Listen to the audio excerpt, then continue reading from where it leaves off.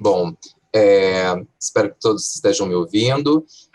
Boa tarde a todos, então. Esse é o trabalho que eu e Daniele vamos apresentar. Eu vou fazer uma breve contextualização, tá?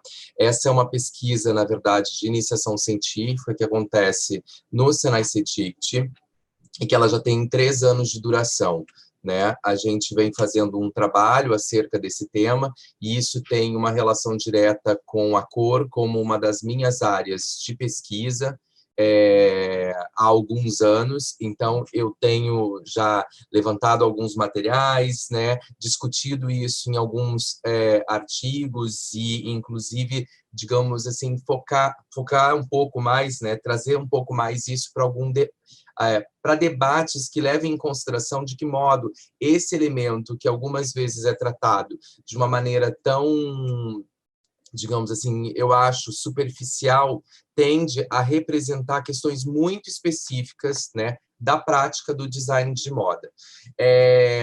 Então, pode passar, por favor. Eu vou fazer uma breve introdução para entender como como a gente considera as cartelas de cores, né? Primeiramente, porque a cartela de cor ela é um material que está na vida profissional dos designers de moda, né? E ela aparece de 2 maneiras, né? A gente já poderia até pensar em outras, mas tipicamente no trabalho do designer de moda ela aparece tanto no âmbito, né, do desenvolvimento de produto, que são as cores selecionadas para um determinado projeto, em específico, né, das coleções, mas também as cartelas aparecem como aquelas indicadas por fornecedores ou até mesmo pelas tendências, né? E como um documento que congrega essas informações das tendências ou até mesmo, né, essa informação que se relaciona a uma etapa projetual, como aquela, né, da cor que será utilizada na coleção, ela pressupõe uma prática, ou seja, a cartela ela indica uma dinâmica de uso, tá? E essa prática ela está totalmente, digamos, retratada, né, ou documentada nos grandes manuais que a gente tem sobre o design de moda, né? Então, todos os livros de publicações que falam sobre o campo do design de moda, em específico sobre a atividade, né, profissional, eles tendem a mostrar essas etapas e como essa matéria, né, da cartela aparece principalmente no campo da cor como um elemento de design utilizado constantemente, né? Do ponto de vista da pesquisa, é muito importante demarcar que essa cartela que o designer usa dentro do projeto, né, em específico como o instrumento e o documento que fixa as cores utilizadas na coleção, né, ele é um produto que se gera justamente para que aconteça os produtos, né, do vestuário e que isso se direcione ao consumidor. No entanto, a perspectiva da cor vista pela ótica das tendências, né, é uma indicação, como a Blavatsky fala, né, sobre a cor como um instrumento da indústria de moda que relaciona, na verdade, um aspecto muito específico da economia da moda, né, porque envolve basicamente atividades B2B, né, business to business, ou seja, são grandes empresas, né, e corporações que geram essas cartelas e essas cartelas se destinam a marcas, né, ou a grandes agentes do setor produtivo. Então, ela tem uma outra ótica, porque ela trabalha dentro de uma dimensão de uma informação que está diretamente relacionada ao setor produtivo, né? E, nesse sentido, pensar a cartela como um objeto amplo é muito interessante, porque ela, como uma fonte, né, para ou melhor, como um objeto de estudo, ela pode ser tomada como uma fonte para que a gente possa observar o papel da cor na prática do design e, principalmente, examinar essas variações, já que existe uma série de mitos que envolvem a cor no campo do design, sobre a sua temporalidade, né? Em específico, a nossa questão com a pesquisa é justamente entender como é que a cor varia. Tá? Porque a gente conhece e sabe que existem pessoas, ou melhor, que há esse mito da moda de que a cada semestre a gente tem cores novas, né? Mas, de fato, o que indica essa novidade, o que está por trás dessa ideia de que há algo novo, né? E o que, de fato, varia. Então, a ideia de que a gente pense sempre em variações e permanências é pensar nessa ideia de que algo está ali, né? Algo se apresenta e pode ser algo que se apresenta como um novo e que algo continue. Então, a gente está tentando buscar isso. Então, nosso objetivo específico da pesquisa é justamente comparar as referências de cores e analisar essas variações, tá? Relacionando os dados de pesquisas que a gente tem com teorias que falem sobre a fundamentação do design e, inclusive, sobre a cor e as cartelas, tá? A gente tem como objeto de estudo 17 cartelas que foram produzidas pelo Senai CETICT, né, onde eu sou professor e Daniela é aluna, sobre a divulgação das tendências de cor, né, que compreenderam um espaço de tempo entre a Primavera-Verão 2004-2005 e a Primavera-Verão 2012 e 2013. Então, são 17 cartelas que demonstram esse recorte de tempo. Pode passar, por favor? E o que é mais interessante dentro dessas cartelas é que elas algumas vezes mudam o formato, algumas são horizontais, outras são verticais, e elas têm uma configuração muito semelhante, né? Elas apresentam sempre um número específico de cores, né, que são as indicações para aquela estação. Todas as cores são identificadas por 2 códigos, que são catálogos muito utilizados na indústria têxtil, né, que é o Scott Dick e a Pantone Têxtil. E, além disso, as cores são agrupadas sempre em 4 produtos. Tá? Então, é um recorte temporal de quase 8 anos e que demonstra, na verdade, um formato, um objeto que continuou durante esse projeto, né? A gente fez algumas entrevistas durante esse percurso com os profissionais que estavam envolvidos na produção dessas cartelas, mas a gente não tem um enfoque nesse aspecto da pesquisa, nesse âmbito da pesquisa, tão histórico, né? Nos preocupa mais a observação do elemento e a identificação disso com aspectos conceituais do design, né? E essas cartelas, então, se tornam esse objeto que a gente vai pesquisando. Pode passar, por favor? Como é que funcionou a nossa metodologia dentro desses 3 anos e o que tem sido feito atualmente, que é o resultado que a gente vai mostrar? Né? A pesquisa se caracteriza por um caráter exploratório, né? E ela se baseia na análise visual dessas cartelas, né? Com o cruzamento dos dados a partir de bibliografia específica sobre cor, né? E particularmente da análise, digamos, algumas vezes mais técnica, né? E uma análise também mais comparativa e aí teórica, enfim, sobre os resultados desses dados, né, do cruzamento desses dados. Em 2018, bom, por se tratar de um material com número grande de cor, né, como vocês podem ver, são muitos quadradinhos coloridos, em 2018 a gente começou o trabalho transformando essas cartelas em planilhas numéricas, onde a gente pudesse comparar, digamos assim, as amostras a partir da identificação pelo código Scott Dick, né? Porque o código Scott Dick ele é muito mais estável do que o código do Pantone Têxtil. E por essa razão a gente utilizou ele por ser mais fácil de determinar, né, as variações. A gente fez algumas análises numéricas e tivemos alguns indícios de repetição e variação, né? E, a partir dessas ideias, tivemos alguns resultados. No ano de 2019, a gente partiu para uma segunda etapa, que era justamente cruzar esses dados numéricos com a nossa percepção visual. E aí a gente teve que passar e transformar todas essas cartelas em arquivos digitais. As cartelas, né, originais, elas são cartelas que ficam na biblioteca da instituição, elas não têm possibilidade de saída da biblioteca, né, são arquivos específicos, e elas têm uma característica: todas as cores são apresentadas a partir de tecidos tingidos, que é uma das características que a gente tem no campo da moda, né? Há cartelas com tecidos tingidos e há cartelas com cor impressa, né? Que é uma das questões da Pantone, enfim. Então, por esse rigor do tecido, da cor ser em tecido tingido, a fotografia dessa cartela, e mesmo se fosse cor impressa, ela não garante que a gente esteja vendo de fato qual a cor. Então, a gente transformou essas cartelas em cartelas digitais a partir da codificação do Pantone Têxtil, né? E começamos a observar a análise, ou realizar a análise, né, visual, tentando identificar as semelhanças, né, observando quais seriam as permanências, os casos mais evidentes e contextualizando a partir de um breve referencial teórico sobre a ideia do ciclo das cores, que é um assunto que eu vou voltar a falar à frente. Pode passar, por favor?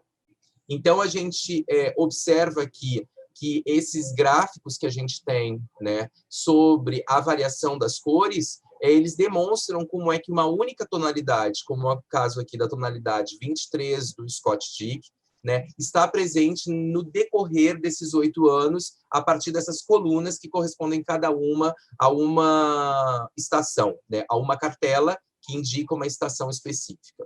E o que é mais interessante é que a gente consegue perceber como é que essa cor varia, né? Varia em termos dos técnicos de saturação, em termos de luminosidade, né? Quando ela fica mais clara, quando ela fica mais escura, quando ela fica mais cromática, né? Com alto croma, e como é que isso se distribui ao longo desses 8 anos. Como vocês podem ver, isso aqui é uma tonalidade. Pode passar, por favor?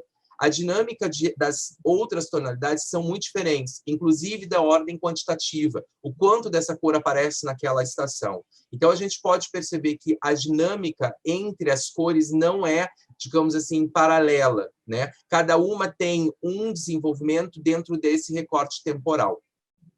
E aí, no ano de 2020, nós tivemos uma preocupação específica, que era justamente trabalhar com aspectos mais recortados e que a gente pudesse analisar com mais densidade. E aí entra esse ano com a participação específica da Daniele. Só para constar, nós tivemos no ano de 2018 e no ano de 2019, né, mais ou menos 6 bolsistas trabalhando nesse projeto por causa da transformação dessas cores em dados, né? Esse ano de 2020, por se tratar de um trabalho mais atento, né, mais analítico, a gente concentrou em um único aluno, e no caso, né, a aluna, a Daniele, que a gente ficou juntos trabalhando nesse processo e analisando e tecendo essas considerações. Então, eu vou deixar a palavra com ela.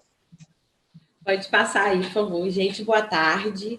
Então, a minha participação na IC, ela começou com a revisão desses materiais produzidos nos 2 anos antes, né? Depois a gente passou por um debate das bibliografias especializadas, né? Lendo todos os textos que a gente conseguiu achar a respeito disso, né? E depois foi uma parte mais braçal, né? Vamos dizer assim, que foi a coleta das tonalidades 1, 2 e 3. Né? E o agrupamento delas em slides para ficar mais fácil a visualização dessa cartela e como elas se comportam ao longo desses anos desses anos de cartelas do Senai CETICT, né? Depois a gente foi para uma outra etapa, que foi buscar outras tonalidades semelhantes a essas tonalidades acima, né? Aí, no caso, a gente pegou as tonalidades 04, 05, 57 e 59 e fizemos um agrupamento por semelhança visual. Pode passar, por favor. Então, aqui foi a primeira cartela produzida, né, que ela está dividida aí pelas estações, né, e pela tonalidade 01, 02 e 003. Nessa etapa, a gente, ao analisar essas cartelas, a gente já pode perceber que essas tonalidades indicam pequenas variações, mas com casos de luminosidade e croma bem distintos. Pode passar, por favor. Já aqui nessa cartela, que ela está organizada por semelhança visual e também já estão incluídas as outras tonalidades que a gente buscou, a gente pode perceber uma divisão em 4 faixas né? Que a primeira aparecem as referências mais cromáticas, né? Nas segundas aparecem as cores mais claras, na terceira as referências menos saturadas e na quarta as referências mais escuras. Tá? Pode passar, por favor. Ai, desculpa, pode voltar, por favor, que faltou mais uma. Além disso, a variação do claro e do escuro aparece aqui com as estações, onde os mais escuros aparecem nas estações de outono e inverno, e as mais claras aparecem mais na primavera-verão, salvando assim, algumas exceções, que algumas às vezes estão na de outono, algumas mais claras estão na de outono, e às vezes as mais escuras estão na de inverno. Pode passar, por favor. Já aqui, a gente tentou mostrar uma outra observação que a gente fez. A gente pôde perceber que a passagem do que a gente denominou aqui de verde folha, que estão aí marcados, para o verde limão acontece uma mudança cromática de tonalidade nessa passagem, né? Pode passar, por favor. Então, outra coisa que a gente percebeu é que na passagem desse verde folha para o verde limão encontra-se uma quantidade de referências acinzentadas, né? E que existe um paralelo aí de 4 estações onde a gente não encontra referências desse verde folha, né? E desse verde limão com alta saturação. Pode passar, por favor. Ainda na passagem desse verde folha para o verde limão, né, que é praticamente o caso em que a gente está estudando, né, surge um agrupamento de referências mais escuras, como a gente pode perceber aqui no slide, que é um paralelo temporal ao agrupamento das referências do verde limão. Também se pode observar que esse paralelo entre esses grupos de verde limão, né, e de cores mais escuras, há uma diminuição das cores acinzentadas e das claras também, né? Elas acabam se diminuindo um pouco. Pode passar, por favor. Agora o João vai dar continuidade. O que é, então, interessante observar nesse trabalho que a Daniele realizou é que essa movimentação das cores dentro desse quadro, né, nos sinalizam alguns direcionamentos para a compreensão dos movimentos, né? A primeira questão é que essa determinação entre variações e permanência, ela é discutida no campo, né, dos estudos sobre cor, dentro da definição dos ciclos das cores, né? Que são estudos que levam em consideração muito uma observação pelo viés do marketing de que forma, né, essas cores permanecem, né? Tanto do marketing quanto das tendências. E uma das considerações muito específicas dessas referências é que essa definição de ciclos de cores mostraria a forma como algumas tonalidades, né, passam desses movimentos que a gente percebeu, como ela passa de uma tonalidade para outra, como ela se torna, né, mais acinzentada, ou mais escura, ou mais clara.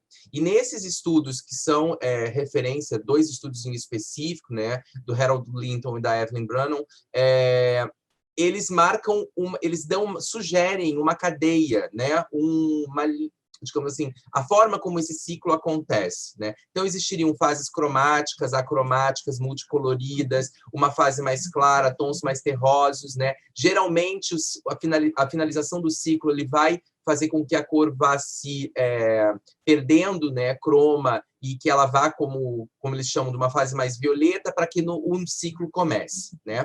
Dentro dessas referências, uma outra questão é a duração desses ciclos, né? Esses ciclos são indicados a partir de uma série de anos. Então, a gente tem ciclos que durariam 7, 5, 4, 3 anos. A dependência dessa duração está vinculada, na verdade, ao campo do design, porque parte desses estudos são feitos, né, com objetos que pertencem ao design de interiores, outros são com design de moda, muitos deles utilizam publicações, né, como revistas, para base consulta e transformam isso em dados de cores para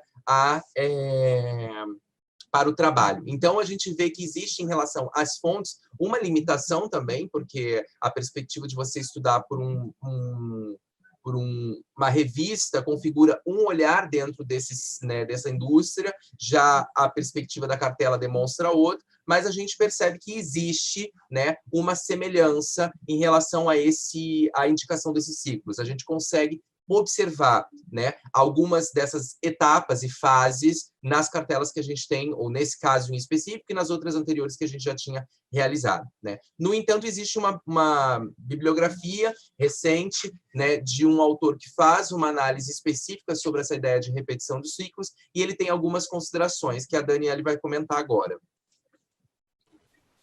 Então, no debate teórico, a gente pode perceber que o King, né, que foi um dos autores que a gente utilizou, ele vem dizendo que com o surgimento da internet, com a popularização da internet e até mesmo do surgimento de profissionais como blogs, blogueiros, youtubers, que acabam tratando sobre algumas questões de tendência, né, que seriam a influência das mídias sociais, acaba que diminuindo um pouco essa questão dos ciclos das cores, né? Além disso, o fast fashion e o sinal buy now faziam com que essas cores estejam mais próximas do consumidor, às vezes antes mesmo da consolidação dessas tendências.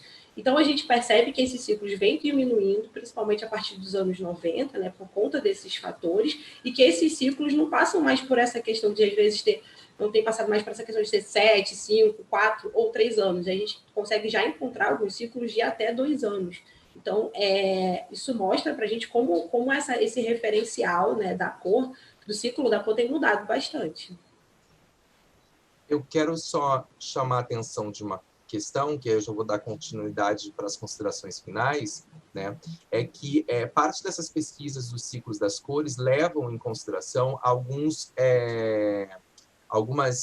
objetos, né, e fontes que dão uma duração de 10, 20, né? Alguns desses projetos estudam décadas, né? Então pegam 4, 5 décadas para avaliação dessas mudanças de cores, né? E geralmente os dados contabilizam muito da década de 80 para trás, né? Então essas considerações que o King traz para o debate, né, são muito importantes porque ele está falando justamente de um ponto de vista do design de moda e da lógica da produção atual acelerada, né? Então a gente tem uma mudança dos anos 2000 e que tem total, digamos, relação com o que a gente percebe na própria lógica, né, com que o desenvolvimento de produto acontece no sistema produtivo.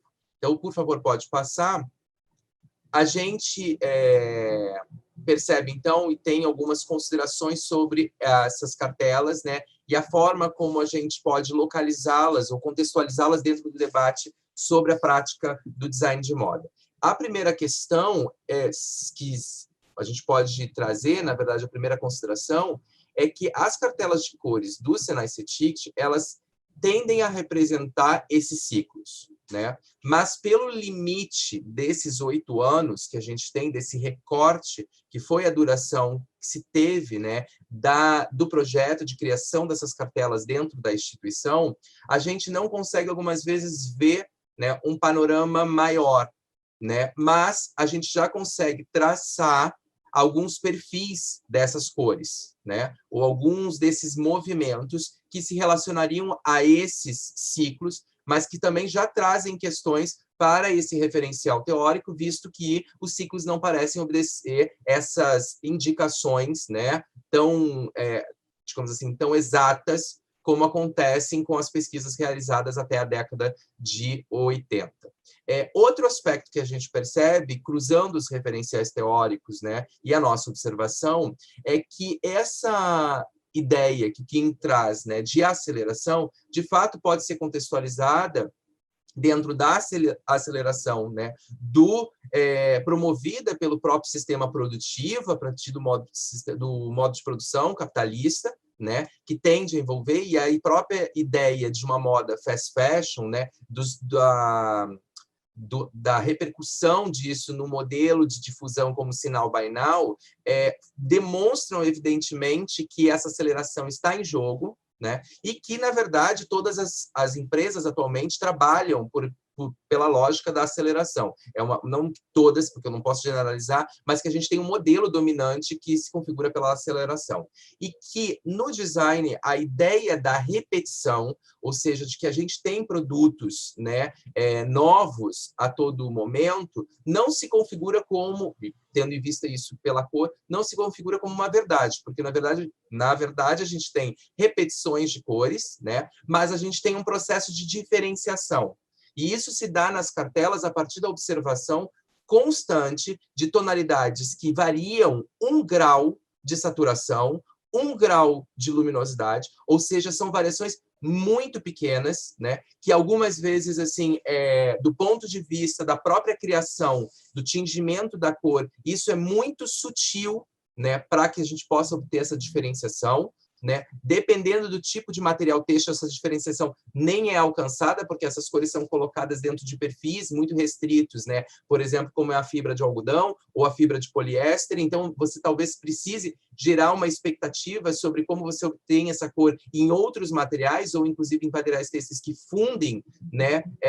Fazem composições que misturam materiais, então isso é um outro aspecto, porque também tem relação direta com a forma de tingimento, mas essa lógica, esse par, né, que trabalha entre a ideia da repetição e do processo de diferenciação, são esse par é chave para que a gente possa pensar a ideia dessas cartelas, né? E aqui a gente traz uma consideração que eu acho que é muito importante, apesar da gente ter falado ontem sobre o Lipovetsky, a definição dele de moda. Quando ele fala sobre o design e a lógica dos produtos, ele chama a atenção para uma coisa, dizendo que a lógica de desenvolvimento dos produtos gera pequenos nadas, né? E que esses pequenos nadas estariam nesse ínfimo detalhe que gera a ideia de diferenciação, que é o conceito que o Forte usa, né? Então, essa noção de diferenciação do Forte, que é gerar novos produtos para trazer a ideia de novidade, mas que muitas vezes eles repetem muito mais do que provocam, de fato, alguma alteração, né? Se coloca dentro desse conceito do que o Lipovetsky chama de pequenos nadas, para contextualizar essa lógica de produção e de novidade, né?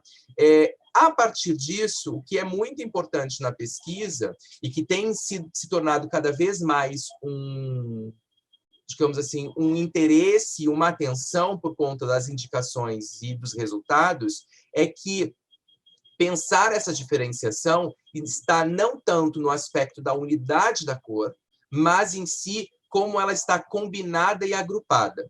Então, a partir dessa questão, a gente precisaria ver como essas cartelas criam combinações entre esses agrupamentos que eu mostrei lá, que são agrupamentos simbólicos, né? Mas que já mostram um tipo de interação cromática entre as cores e que algumas vezes pode, de fato, gerar o grau de novidade importante para que haja, né, esse sentido de diferenciação e que também gera um outro aspecto que é o trabalho do próprio designer, né, no desenvolvimento do produto, na medida em que ele vai criar combinações a partir das restrições e das limitações, né, dos materiais que estão disponíveis para o desenvolvimento da coleção.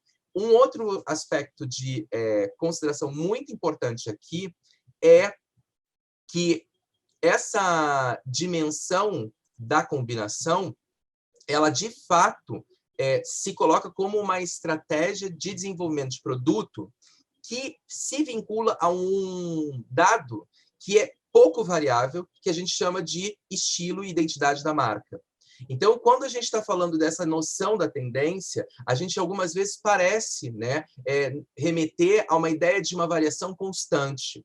Porém, no universo de desenvolvimento de produto, né, pelo aspecto da marca, a gente sabe que nenhum produto muda da noite para o dia, porque isso atinge diretamente a forma como a marca é reconhecida. Portanto, cor gera identidade. E talvez a forma de observação disso não seja do que vem de fora para dentro, mas como essas marcas, algumas vezes, elas estabelecem códigos que são entrecruzados, né, pelas informações que acontecem em outras instâncias. Isso eu já tenho desenvolvido pesquisas paralelas e artigos que falam sobre essas cartelas e metodologias que mostram um pouco esse desenvolvimento, né? Mas para o âmbito dessa pesquisa, a gente tem percebido que isso precisa ser verificado também nas tendências. E, por fim, a nossa ideia é que a gente possa, de fato, continuar a pesquisa, né? Tentando, além de cruzar e ampliar por essa dimensão, né, de uma nova observação e análise a partir das combinações dos agrupamentos, é que a gente consiga fazer o infográfico com todas as tonalidades que são encontradas nas 17 cartelas, mas isso é um trabalho que vai levar algum tempo, mas a gente tem esse desejo de ver o todo, porque isso favorece muito a nossa observação. Bom, quero agradecer, perdão se me estendi muito tempo, né?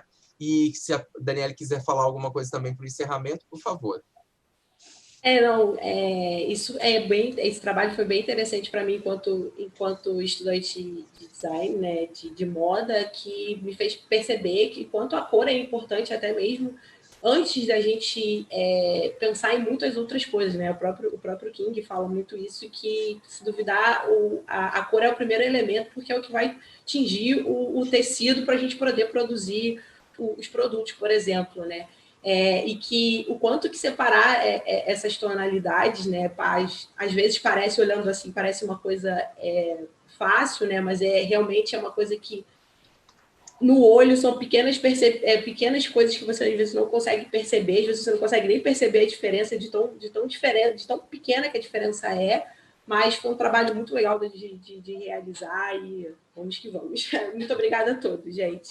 Obrigado.